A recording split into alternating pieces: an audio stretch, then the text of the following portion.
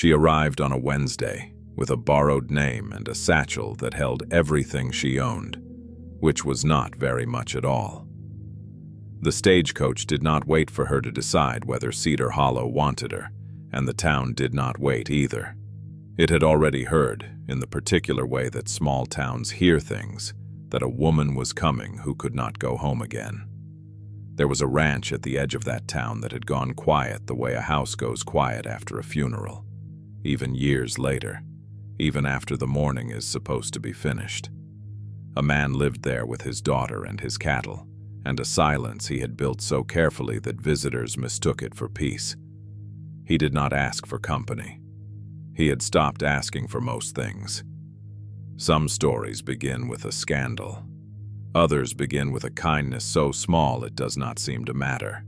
A place to sleep offered without a question attached to it.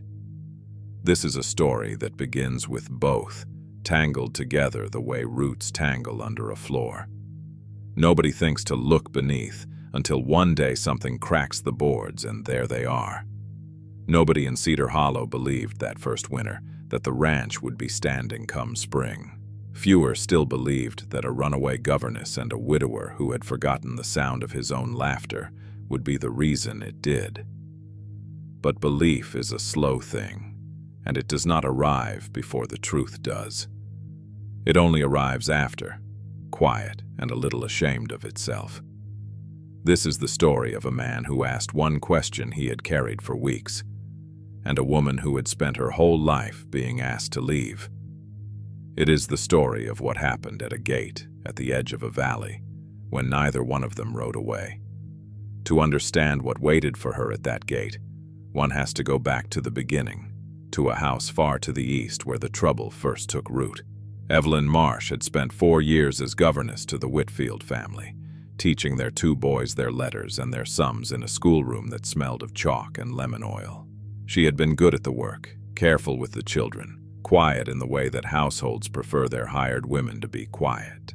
Nobody had warned her that quiet women make easy targets when something goes missing in a house full of louder ones. By the time the accusation came, it had already traveled faster than she could answer it. It was never proven, the matter of the missing brooch, but proof was not the currency that mattered in a house like the Whitfields. Mrs. Whitfield had looked at her once, across the dinner table, with an expression Evelyn would carry for a long time afterward. The look of someone deciding that believing the worst was simply less trouble than believing otherwise. There was no trial, no constable, only a letter of dismissal written in a hand too neat for the cruelty it carried. Evelyn packed the satchel that had come with her from her mother's house and left before the boys woke, because she did not trust herself to say goodbye to them without breaking something in her voice. She had thought, walking to the depot in the gray hour before sunrise, that shame traveled slower than a woman on foot. She was wrong about that too. The letter followed her, or word of it did, the way word travels among households that write to one another about their help. 2 more positions fell through before she understood the pattern. One family canceling by telegram before she had even unpacked her trunk. She learned to stop giving her real name to strangers on trains, which felt at first like a small and shameful lie, and later felt like the only armor she had left. She was 26 years old and had been raised to believe that a woman's good name was the one possession no one could take from her. She had since learned that this was one of the many things she had been raised to believe that turned out not to be true. By the time she reached the edge of the frontier, she had stopped thinking of herself as fleeing toward anything, and had settled instead into the plainer truth that she was only fleeing from. The land grew flatter and drier the farther west she went, the town smaller and more suspicious of anyone who arrived without a husband or a letter of introduction. She spent the last of her coin on a ticket to a town called Cedar Hollow, because the agent at the depot said it was as far as her money would carry her, and because the name of it sounded, absurdly, like somewhere a person might rest. She did not expect kindness there. She had stopped expecting kindness anywhere with any real conviction, though some stubborn corner of her kept looking for it the way a person keeps checking an empty pocket, out of habit more than hope. The stagecoach rattled into Cedar Hollow on a Wednesday afternoon, dust rising behind it like something trying to catch up and never quite managing to. Evelyn stepped down into a street of packed dirt and low wooden buildings, holding her satchel against her chest, the way a person holds the one thing they cannot afford to lose. A few townsfolk paused in their errands to look at her, the particular look reserved for strangers who arrive without an escort and without an obvious reason. She kept her eyes forward and her spine straight, because if there was one lesson the Whitfield house had taught her well, it was how to walk through a room as though the judgment in it could not touch her. It could, of course. It simply could not be allowed to show. She asked at the general store about lodging, and was told, not unkindly, that the boarding house did not take women traveling alone, not without a husband or a reference, and she had neither to offer. The storekeeper's wife softened enough to mention that the Hargrove Ranch, some 3 miles out past the North Fork, had been looking for help since the last hired girl married off and left, though she said it with a shrug that suggested Evelyn would find little welcome there either. Mr. Hargrove kept to himself, she added, the way people say such things when they mean a man has reasons for it that nobody discusses aloud. Evelyn thanked her and did not ask what those reasons were. She had learned by then that a person's reasons for silence were usually their own business, and she had more sympathy than most for the wish to keep them that way. She walked the 3 miles because she had no coin left for a ride and no pride left to be ashamed of walking. The road narrowed as it left the town, hemmed in by scrub grass and the occasional stand of cottonwood, and the sky above it was the wide, unbothered blue of a place that had never heard of the Whitfields or their missing brooch. By the time the ranch house came into view, low and long against the fading light, her feet had blistered through her boots, and her satchel had grown heavier with every mile, though it held nothing more than it had at the start. She stood at the edge of the yard for a long moment before approaching, taking in the sagging fence line, the barn that wanted mending, the general look of a place that had been cared for once and then simply stopped being cared for, as though the caring itself had run out along with something else. A girl of perhaps 7 years was sitting on the porch step, plaiting grass into a rough braid, and she looked up at Evelyn with the frank, unguarded curiosity that only children still possess. She did not ask who Evelyn was or why she had come. She only asked in the plain way of a child who has not yet learned to dress a question in politeness, whether Evelyn knew any stories, because her papa did not tell them anymore. It was, Evelyn would think much later, the first honest question anyone had asked her in a very long time, and she found she did not know at that moment whether the ache it caused in her chest was sorrow or something closer to relief. Before she could answer, the barn door opened, and a man stepped out into the last of the daylight, wiping his hands on a rag. His face unreadable at that distance, but his stillness already saying more than most men managed with words.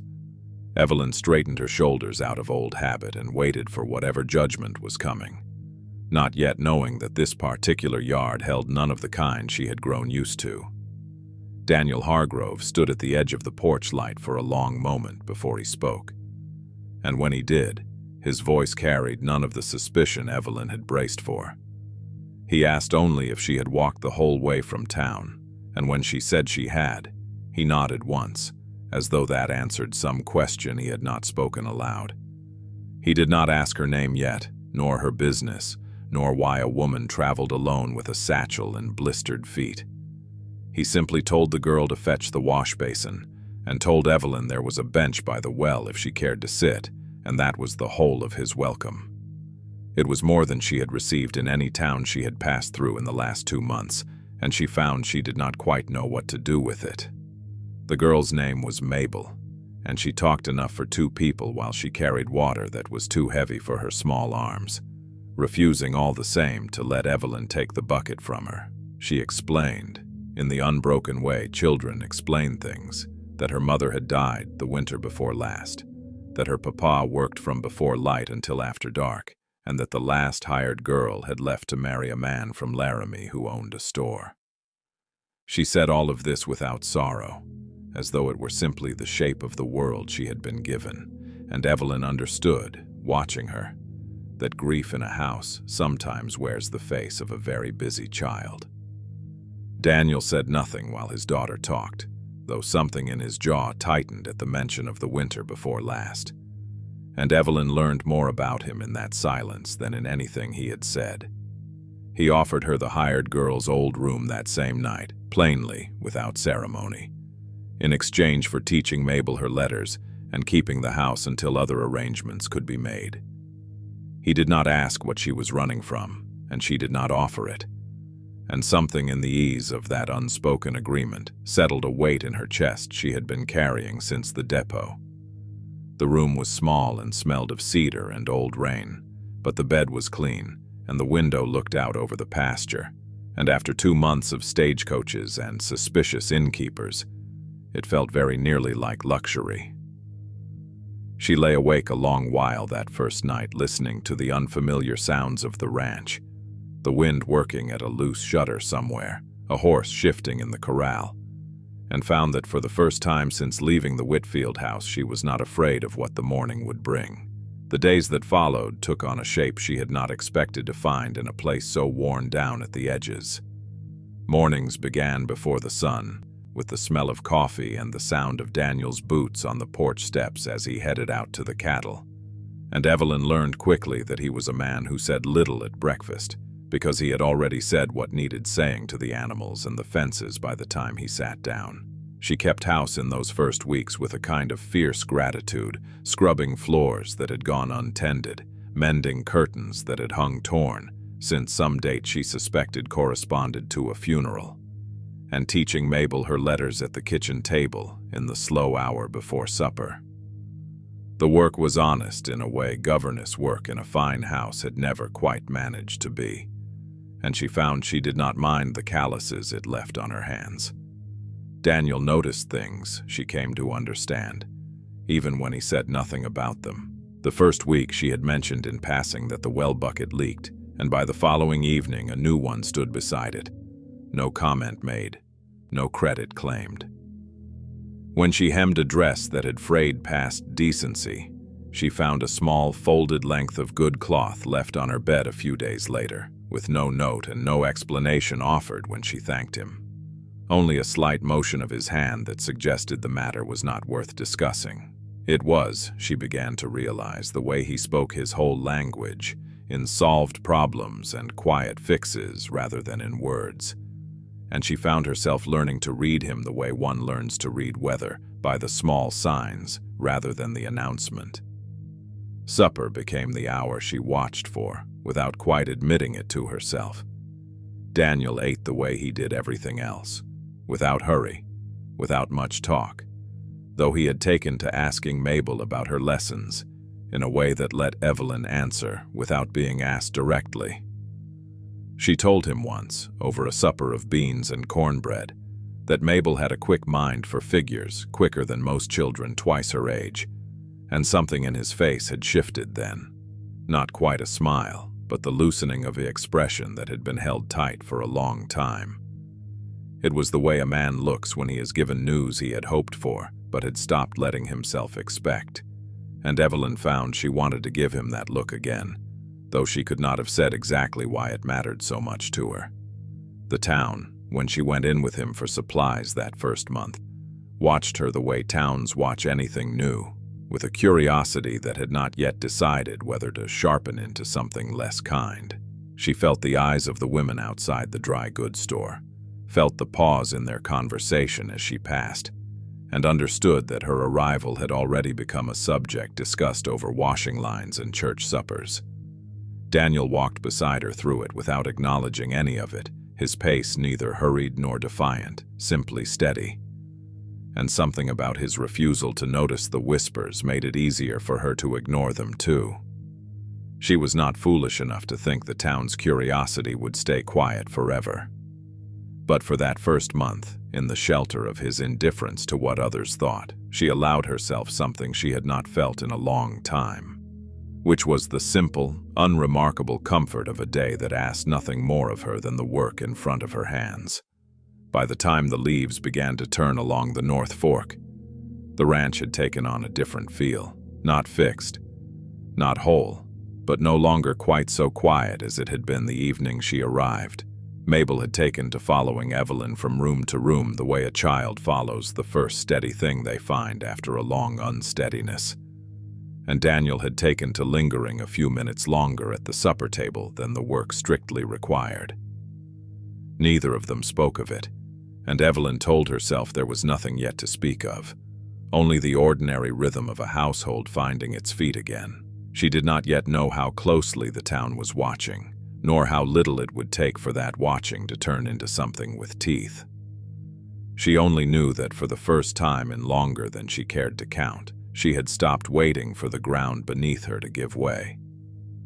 The letter arrived on a Tuesday, carried out from town by a boy on a borrowed mule who did not know what he delivered, only that it was addressed to Cedar Hollow's postmaster and had been asked after by a woman at the general store who seemed to think it concerned her. Evelyn recognized the hand on the envelope before she had even broken the seal. The same neat, careful script that had once dismissed her from the Whitfield house without a hearing. It was not addressed to her directly, she would learn, but to the postmaster's wife, an old acquaintance of Mrs. Whitfield's from finishing school, and it named Evelyn by her true name and set down, in a few tidy sentences, the whole shape of the scandal she had been running from. By the time Evelyn heard of its contents second-hand, the letter had already been read aloud at more than one supper table in town. She learned the particulars of its spread from Mabel, of all people, who came home from her Sunday lesson with the preacher's daughter, repeating a phrase she did not understand. Something about a governess and a stolen brooch and a family too kind to press charges. Evelyn kept her face still while she corrected the child's spelling that afternoon, though her hands, she noticed, were not quite steady on the pencil. She had known, in the distant way one knows a storm is coming before the sky confirms it, that her past would not stay buried forever in a place as small and talkative as Cedar Hollow. She had simply hoped for more time than a single autumn to enjoy what she had found before it was taken from her again. Mrs. Agatha Rourke, the Reverend's wife, took up the matter with the particular energy of a woman who has been waiting for a righteous cause to arrive. She began calling on the Hargrove Ranch under the pretense of concern for Mabel's moral education, arriving with baskets of preserves and a manner so sweetly delivered that it took Evelyn several visits to recognize the accusation folded inside each compliment. Mrs. Rourke would remark, over tea she had not been offered, that a man raising a daughter alone ought to be careful what sort of woman he allowed to shape her, and that reputations, once stained, rarely washed clean no matter how far west a person traveled. Daniel said little during these visits, which Evelyn had come to understand was not indifference but a kind of held patience, though she noticed his jaw tightened each time Mrs. Rourke's voice took on its sweetest edge. It was not only the women of the town who found new interest in the Hargrove Ranch that autumn. Silas Kemp, who held the note on a good portion of Daniel's grazing land and had never been shy about calling it due, began appearing at the edge of the property with a frequency that had nothing to do with cattle or fences. He mentioned, in the careless way of a man testing how much weight his words would bear, that a rancher with a scandal attached to his household might find the bank less patient about renewals than it had been before, and that he, Kemp, could perhaps arrange more favorable terms in exchange for a portion of the north pasture. Daniel told him plainly, without raising his voice, that the north pasture was not for sale and never would be, and that Kemp's business with him began and ended with the note itself. Kemp left smiling in a way that suggested he considered the conversation only postponed, not finished.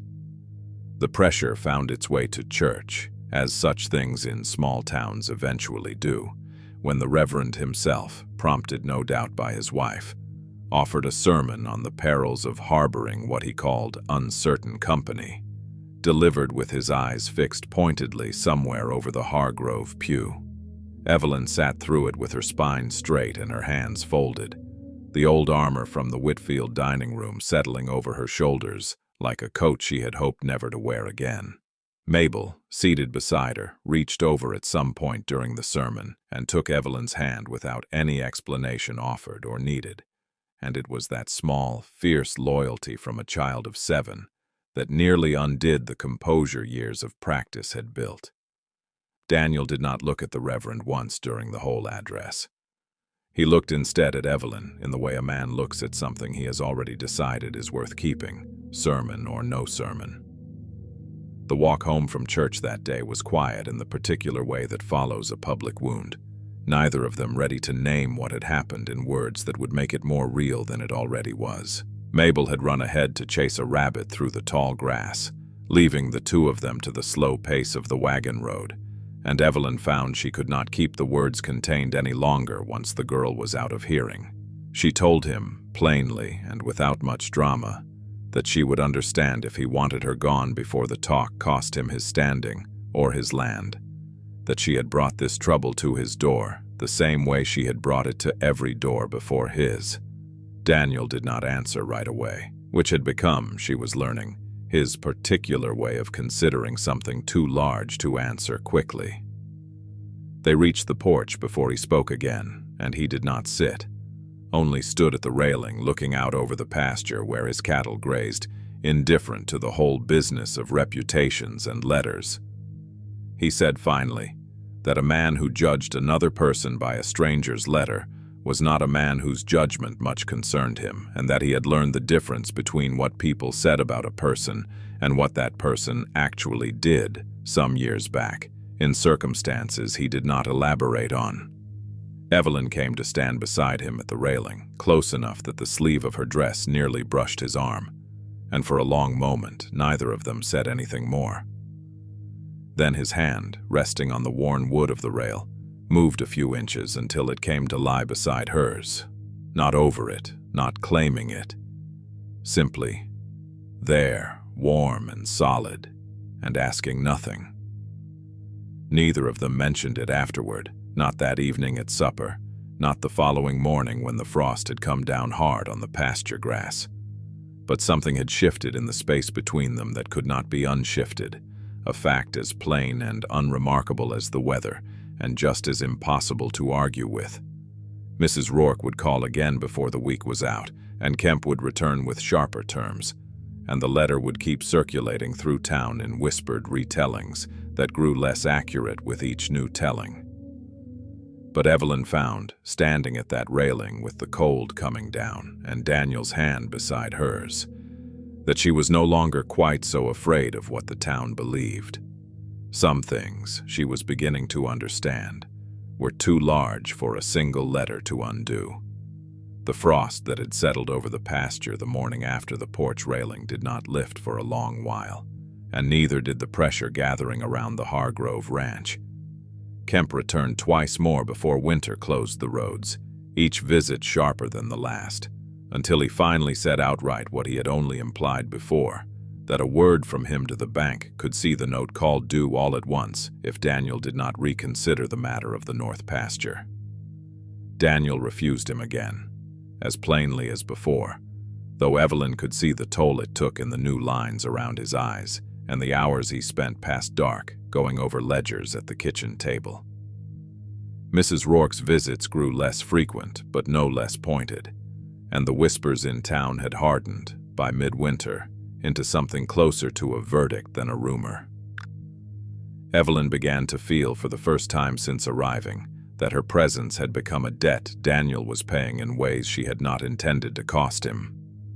It was Mabel who forced the matter into the open in the unthinking way children sometimes cut through what adults spend months circling.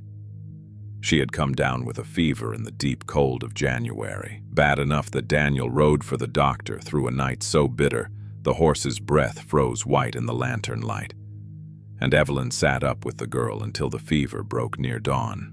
When Mabel woke, weak and pale but clear-eyed, the first word she said, reaching for Evelyn's sleeve, was not a name she had used before. She said it plainly, the way children say true things, before they have learned to weigh them, and the word hung in the small room like something too large to take back. Daniel, standing in the doorway with the doctor's bag still in his hand, went very still, and Evelyn understood that he had heard it too. Nothing was said of it that morning, nor the next, though something in the house had shifted again, quieter this time than the railing, but no less permanent. Evelyn began to understand, turning it over in the slow hours of nursing Mabel back to strength, that she had reached a point where leaving would no longer simply mean disappointing a household that had been kind to her. It would mean something closer to breaking one. She thought of the Whitfield house and the letter that had followed her across half a continent, and she thought, with a clarity that frightened her a little, that she did not want to spend the rest of her life being defined by other people's willingness to believe the worst of her. She did not yet know what she wanted to do about that. She only knew the wanting had changed shape. The decision, when it came, arrived from an unexpected direction. A letter reached her in early February, this one addressed to her directly, from the younger Whitfield boy, now old enough to have learned the truth of the missing brooch from a housemaid who had finally confessed to pawning it herself years before. The boy wrote clumsily, in the earnest hand of a child grown half into a young man, apologizing for what his family had done and confirming, in writing, that Evelyn had been wronged. She read it twice at the kitchen table, then folded it and set it beside the old letter she had carried across the territory, the two of them together now, the accusation and its undoing. She felt, reading it, less triumph than a kind of tired relief, the sort that comes not from winning but from finally being allowed to stop defending herself. She told Daniel of the letter that evening, and something eased in his face that she had not seen ease before, though he said only that he was glad of it, and that it changed nothing in his opinion of her, since his opinion had never waited on Boston's permission to form. She found she believed him completely, and the believing settled something in her chest that had been unsettled since the depot in that gray hour of her leaving. It was 2 mornings later, at the gate that marked the edge of the ranch road, that Daniel finally said the thing he had been carrying, unspoken since the night of Mabel's fever. Evelyn had walked out to see off the wagon he was taking to town, and he had stopped before climbing up, turned back toward her with his hat in his hands, and asked her plainly, without ornament, whether she would stay. She did not answer at once, not because she doubted the answer, but because she wanted, for one long moment, to hold the asking itself, to let it exist before it became a settled thing. The wind moved through the bare cottonwoods along the fence line, and somewhere behind her, Mabel was calling to the dog, and the whole ordinary morning went on around them as though nothing of consequence were happening at all, which was, Evelyn thought, exactly how the largest things in a life often chose to arrive. She told him yes, in a voice no louder than his had been, and he nodded once, the way he nodded at solved problems and mended fences, though his hand found hers over the gate rail this time, not beside it, and held there a moment before he climbed up to the wagon seat. The town's judgment, when it finally shifted, did not arrive as an apology, because towns like Cedar Hollow rarely offer such things outright. It arrived instead as a silence, the following Sunday, when Evelyn walked into church beside Daniel and Mabel, and Mrs. Rourke, for once, said nothing at all. The Reverend did not preach on uncertain company again. Kemp, hearing of the Whitfield boy's letter through channels of his own, let the matter of the note rest without further mention of the north pasture, as though the ground beneath his leverage had quietly given way. It was as close to an apology as the town was ever going to offer, and Evelyn found, to her own surprise, that she did not need more than that. She had stopped needing the town's good opinion somewhere along the road that led her to that gate. The seasons turned the way they always had, indifferent to the small human dramas that played out beneath them. The wind kept moving through the pines along the North Fork, and the fire kept burning in the hearth Evelyn had once scrubbed clean with a stranger's hands, and the horse kept its slow circuit of the corral fence in the fading light of evening, Smoke rose from the chimney through the last hard frosts of winter and into the softer air of the spring that followed, and the river beneath the ice began, in its own time, to move again. The world did not pause to mark what had changed at that gate, nor did it need to. It simply continued, the way it always had, carrying the ranch and the man and the woman and the child along with it into whatever came next.